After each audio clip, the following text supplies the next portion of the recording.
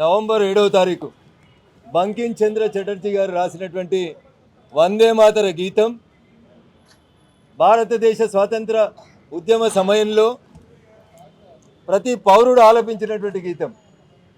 Irrespective of caste, creed, race, region, religion West బెంగాల్లో పుట్టినటువంటి గీతాన్ని కాశ్మీర్ నుంచి కన్యాకుమారి దాకా ఈ దేశం నుంచి ఆంగ్లేయులను పారదోలేతందుకు అనేక మంది దేశభక్తులు వందే మాతర నినాదాన్ని తమ స్వాతంత్ర సంగ్రామ పోరాటంగా మలుచుకున్నటువంటి వందే మాతర గీతం రాసి ఆలపించినటువంటి రోజు నవంబర్ 7 నుంచి 150 వసంతాలు పూర్తి చేసుకున్న సందర్భంగా కాశ్మీర్ నుంచి కన్యాకుమారి వరకు భారత ప్రభుత్వం నరేంద్ర మోడీ గారి ఆదేశాల మేరకి గల్లీ గల్లీలో ప్రతి చౌరస్తాలో వందే మాతర గీత ఆలాపన జరుగుతుంటే ఈరోజు జిహెచ్ఎంసీలో వందే మాతర గీతాన్ని ఆలాపించాలనేటువంటి అంశాన్ని ఒక పార్లమెంట్ సభ్యుడిగా అన్ని సభలలో కూడా దాని మీద చర్చ జరుగుతుంది కాబట్టి జిహెచ్ఎంసీలో కూడా వందే మాతర గీతం ఆలాపించాలని ఒక విజ్ఞప్తిని మేయర్ ముందు ఉంచినప్పుడు మెజారిటీ సభ్యులు దానికి అంగీకారం తెలపడం జరిగింది. అన్ని రాజకీయ పార్టీలు టీఆర్ఎస్, కాంగ్రెస్తో సహా భారతీయ జనతా పార్టీ నేను చేసినటువంటి ప్రతిపాదనని అంగీకరించి వందే మాతర గీతం పాడడానికి మేయర్ గారు అనుమతించి చైర్ అనుమతితో వందే మాతర గీత ఆలాపన కౌన్సిల్లో ప్రారంభమైన తర్వాత కొంతమంది ఎంఐఎం సభ్యులు దురదృష్టకరం వందే మాతర గీతం ఆలాపించడాన్ని కూడా వ్యతిరేకించినారు అంటే ఏ రకమైనటువంటి మెసేజ్ని సమాజానికి పంపాలనుకుంటున్నారో దయచేసి ఒక్కసారి ఆలోచించాలి. వందే మాతర గీతం ఈ దేశంలో నవంబర్ 7 బంకిం చంద్ర చటర్జీ గారు రాసిన తర్వాత భారతదేశ స్వాతంత్ర సంగ్రామంలో అనేక మంది ముస్లిం పెద్దలు కూడా వందే మాతర గీతాన్ని ఆలపించారు.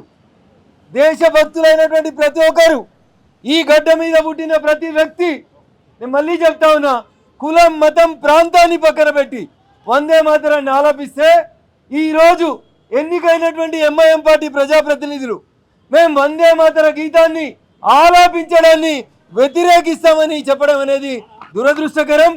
ఇట్లాంటి సంఘటనలు సమాజం ఆలోచించాలి. దేశ స్వాతంత్ర సంగ్రామం కోసం తీసుకున్నటువంటి ఒక నినాదాన్ని ప్రజల చేత ఎన్నుకోబడినటువంటి గౌరవ ప్రజాప్రతినిధులు ఆబ్జెక్షన్ చెప్పడమే కాకుండా ఎంత బాధాకరం అంటే వందే మాతర గీతం ప్లే అవుతుంటే కొంతమంది కార్పొరేటర్లు వాళ్ళ కుర్చీలలోనే కూర్చొని కనీసం వందే మాతర గీతాన్ని రెస్పెక్ట్ చేయకపోవడం అనేది దురదృష్టకరం. ఇది ఎంఐఎం దమన నీతికి, ద్వంద్వ నీతికి నిదర్శనంగా మేము భావిస్తా ఉన్నాం. కార్పొరేటర్లందరి తరఫున, అన్ని పార్టీల తరఫున నేను మేయర్ గారిని చేసే డిమాండ్ ఒకటే, వందే మాతర గీత ఆలాపన జరిగినప్పుడు ఎవరైతే నిలబడలేదో, ఎవరైతే వందే మాతర గీత ఆలాపనకి రెస్పెక్ట్ చేయలేదో, కుర్చీలలో కూర్చొని నిరసన తెలియజేసిరో, దయచేసి ఆ సభ్యులందరి మీద కూడా చట్ట ప్రకారం చర్యలు తీసుకోవాలని భారతీయ జనతా పార్టీ పక్షాన్నే కాకుండా ఒక సగటు భారతీయుడిగా డిమాండ్ చేస్తూ ఉన్నాను. ఇది ప్రజలందరినీ కూడా హర్ట్ చేసేటువంటి అంశం అని చెప్పి ఈ సందర్భంగా తెలియజేస్తా ఉన్నాం. తర్వాత మేయర్ గారు జై జై హే తెలంగాణ వాడదామని ఒక ప్రపోజల్ మేయర్ గారి వైపు నుంచి వచ్చినప్పుడు అందరం లేచి నిలబడ్డాం.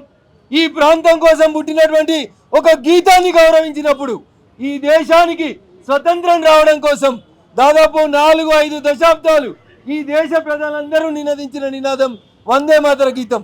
దాన్ని కూడా అదేదో బీజేపీ తీసుకున్నట్టు ఎంఐఎం వ్యతిరేకించడం అనేది దారుణం. భాగ్యనగర ప్రజలందరూ కూడా నేను సవినయంగా అప్పీల్ చేస్తా ఉన్నా. ఎస్, డెఫినెట్గా భారత ప్రభుత్వం తీసుకున్న ప్రతి నిర్ణయాన్ని ఈ దేశంలో ఉండే ప్రతి ఒక్కరు గౌరవించాలని మేము ఆశిస్తా ఉన్నాం. ఇర్రెస్పెక్టివ్ ఆఫ్ ద పార్టీస్, మేము పార్టీలను ఎవరిని కూడా కించపరచలేదు. వందే మాతర గీతం ఆలాపించమంటే ఎట్లా కూర్చుంటారు కార్పొరేటర్లు అనేది మేయర్ గారు ఆలోచించాలి. ఇది జాతీయ గీతాన్ని గౌరవించారు, జాతీయ జెండాని గౌరవించారు.